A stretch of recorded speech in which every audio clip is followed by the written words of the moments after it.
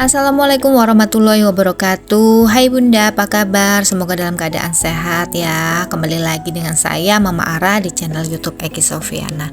Seperti biasa ya Bunda, saya akan membagikan keseharian saya dan sharing-sharing ya Bunda. Kali ini saya akan membahas kenapa kamu nggak bisa menerapkan gaya hidup minimalis.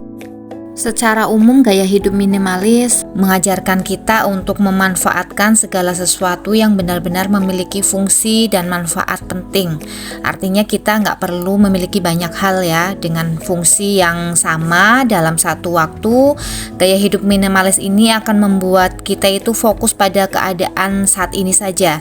Namun sayangnya tidak semua orang bisa menerapkan gaya hidup minimalis yang cenderung hemat ini ya. Karakter setiap orang berbeda-beda sehingga gak semuanya mampu untuk melakukan perubahan besar dalam hidup ini. Nah, ada 3 alasan paling sering bikin kamu gak bisa melakukan gaya hidup minimalis. Yang pertama, kamu sangat tidak menyukai perubahan. Perubahan adalah hal yang paling membuat seseorang tuh merasa tidak nyaman. Hampir setiap orang itu menolak perubahan ya, meskipun itu hal yang baik sekalipun. Perubahan akan mendatangkan kecemasan dan membuat kamu keluar dari zona nyaman. Itulah salah satu alasan mengapa kamu sulit untuk mengubah gaya hidup kamu menjadi minimalis. Kamu sudah nyaman dengan banyak hal, meskipun gak semuanya bermanfaat ya. Kamu hanya takut dan terlalu memikirkan hal yang negatif. Padahal sebaliknya ya, kamu bisa membuat ini lebih menyenangkan. Jadi fokus pada hal-hal yang baik. Kalau kita itu seringnya takut dengan perubahan ya, padahal kita belum tahu kalau perubahan itu bisa membuat kita jadi ke arah yang positif. Banyak orang itu melihat perubahan itu selalu akan berdampak negatif, padahal kalau kita ada perubahan hidup dan kita keluar dari zona nyaman kita, itu akan lebih baik ya. Kita jadi tahu apa kedepannya yang kita akan dapatkan gitu. Jadi nggak usah cemas dan nggak usah khawatir ya kalau kita mau menerapkan gaya hidup minimalis. Itu sangat dampaknya positif banget buat hidup kita.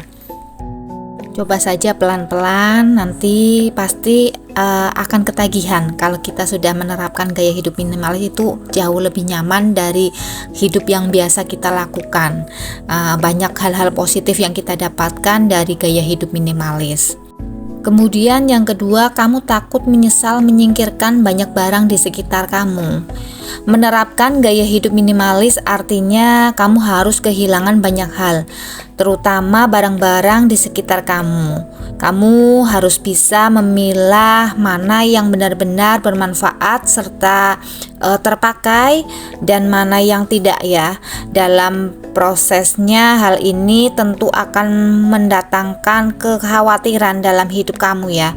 Sebab kamu akan berpikir bisa jadi suatu hari nanti kamu akan membutuhkannya lagi. Begitu seterusnya ya untuk semua barang-barang yang ingin kamu singkirkan.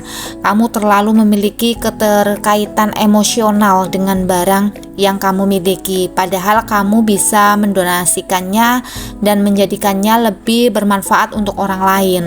Nah, kadang ini kita yang sering terjadi itu, kita itu memang takut untuk menyingkirkan barang-barang yang kita miliki, terutama barang-barang yang masih bagus ya, tapi sudah tidak kita pakai. Nah, ada pemikiran suatu hari atau suatu saat nanti mau dipakai, padahal belum tentu itu terpakai ya, karena kita hanya memikirkan barangkali nanti dipakai ya, dipakai lagi kan sayang gitu.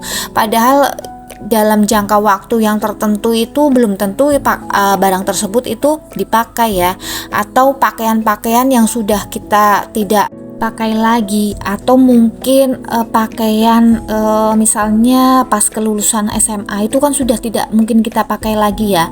Itu memiliki keterkaitan emosional dengan masa lalu, kenang-kenangan bahwa kita itu pernah lulus SMA, padahal pakaian itu kan sudah tidak bisa kita pakai lagi ya.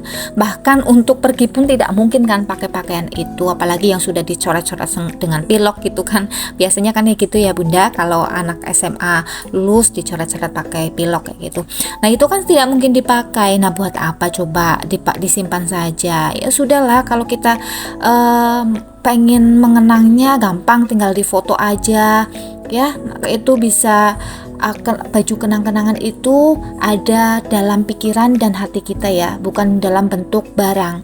Karena sesuatu yang kita pikirkan atau kita simpan dalam hati itu pasti akan tersimpan sampai kapanpun. Tapi kalau berbentuk barang, kita bisa lupa barang itu. Nah, jadi berpikirlah secara logis ya Bunda, karena memang kadang orang itu susah untuk melepaskan barang-barangnya karena keterkaitan emosional, atau memang barang-barang yang punya histori masa lalu dan kenang-kenangan. Sebaiknya diubah ya cara pola pikir kita agar kita itu bisa menerapkan hidup minimalis. Yang ketiga, kamu percaya bahwa sesuatu yang sederhana itu sangat membosankan. Banyak yang gagal melakukan gaya hidup minimalis karena merasa itu sangat membosankan. Hidup sederhana dengan sedikit barang di rumah sangat menakutkan bagi kamu ya mungkin ya. Padahal sejatinya memiliki banyak barang itu artinya kamu harus meluangkan waktu untuk merawatnya. Sebaliknya, gaya hidup minimalis bisa membuat kamu itu lebih hemat waktu, tenaga, dan juga uang. Kamu hanya akan merawat dan memanfaatkan barang-barang yang benar-benar penting dan menyingkirkan yang tidak penting atau sisa-sisanya ya. Hidup minimalis itu tidak membosankan jika kamu tahu bagaimana cara menikmatinya. Hidup minimalis itu tidak membosankan Bunda, karena saya sudah menjalankannya ya.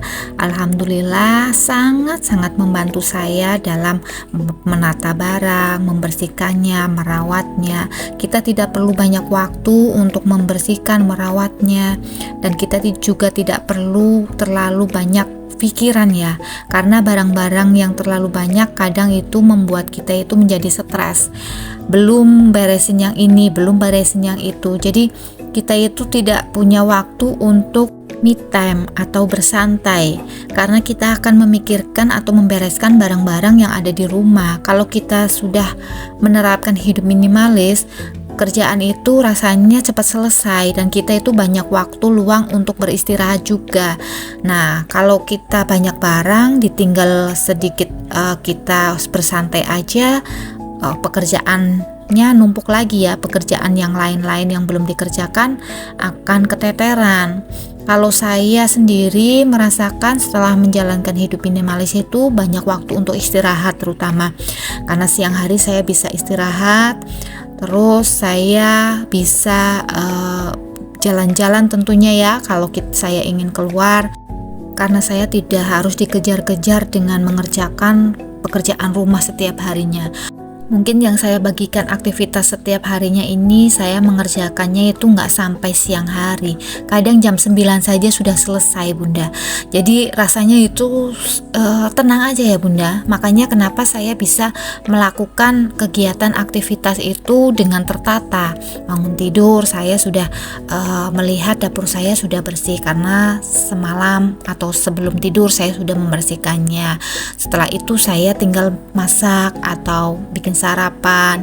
Nah, setelah saya bikin sarapan atau masak, saya tinggal beresin rumah, nyapu dan ngepel. Setelah itu biasanya nyuci baju. Nyuci baju itu saya sambil masak kan, tinggal nanti jemurin aja. Nah, setelah itu kalau mau nyetrika ya nyetrika, kalau enggak ya saya tunda setrikaannya, karena saya masih misalnya banyak waktu luang untuk menyetrikanya, bisa nanti malam atau sorenya hari.